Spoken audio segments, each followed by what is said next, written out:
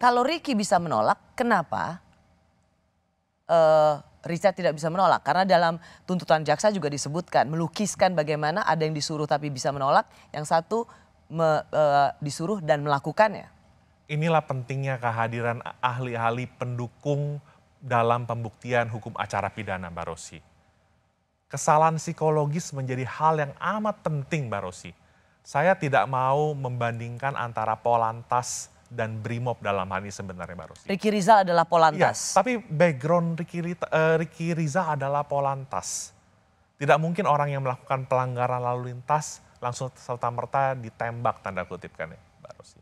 Tetapi Brimob itu adalah paramiliter, semi-militer, yang ketaatan, kepatuhan, dan penundukan submission dirinya terhadap atasan itu begitu tinggi. Sehingga Richard Eliezer berada dalam posisi ketika dia menerima perintah tersebut, dia sulit untuk menghindar, dia sulit untuk menolak, dia sulit untuk mengabaikan perintah itu, Mbak Rosi. Bayangin Mbak Rosi, yang saya dengar informasinya juga ada jeda 18 tingkat antara Ferdy Sambo dengan Richard Eliezer. Bagaimana mungkin seorang yang sangat terendah itu kuasa untuk menolak perintah dari seorang Ferdy Sambo. Kadipropam, polisinya polisi, jenderal bintang 2 dan kekuasaannya amat besar. Kalau misalnya ada penasihat hukum ternama yang mengatakan, ya dia tetap bisa punya pilihan, resign atau pergi ketika disuruh, tapi toh dia tetap memilih untuk menembak. Ya, inilah pola pikir yang memang kita harus move on, Mbak Rosi.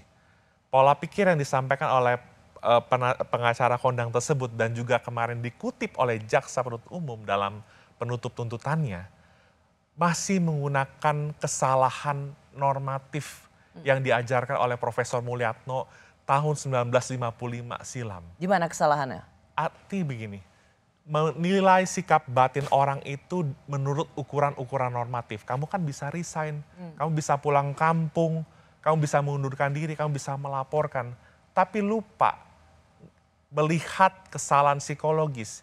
Ya, makanya dihadirkan kan ahli psikologi forensik, psikologi dari ilmuwan dan sebagainya, filsafat ilmu.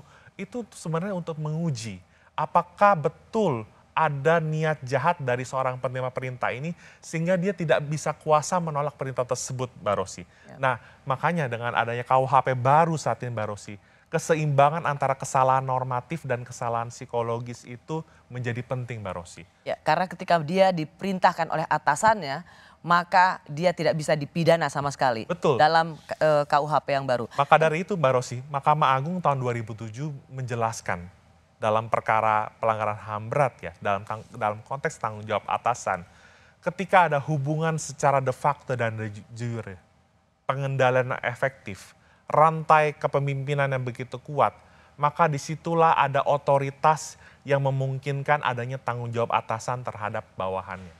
Dan ketika bawahan itu menjalankan tugasnya, maka dia tidak bisa sebagai alat yang dipidana. Iya. Nah, tapi begini Bung Albert, izinkan saya untuk terus mempertanyakan apa yang menjadi tuntutan jaksa.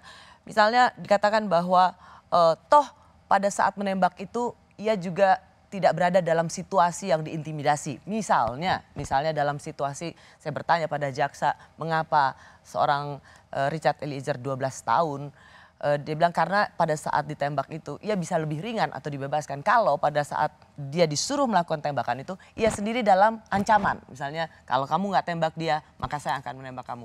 Nah, Richard tidak berada dalam situasi psikologi seperti ini atau ancaman yang mematikan seperti ini. Inilah sebenarnya bedanya pasal 48 tentang daya paksa dan pasal 51 tentang perintah jabatan, Mbak Rosi. Dua-duanya sebenarnya dalam keadaan terpaksa, Mbak Rosi. Kalau 48 itu atas satu kekuatan yang nggak bisa ditahan. Tapi dalam konteks pasal 51 tentang perintah jabatan Amtelk Bevel, pakar hukum pidana Belanda Van Bemmelen mengatakan, ketika seseorang menerima perintah jabatan, sesungguhnya itu dia berada dalam keadaan terpaksa karena diperhadapkan pada konflik. Di satu sisi nggak boleh membunuh, nggak boleh merusak barang milik orang lain, nggak boleh mengambil milik orang lain, tapi di satu sisi dia harus patuh dan taat terhadap perintah jabatan yang diberikan oleh atasannya tersebut. Atasannya yang bukan saja berwenang ya, tapi memiliki otoritas langsung terhadap dia.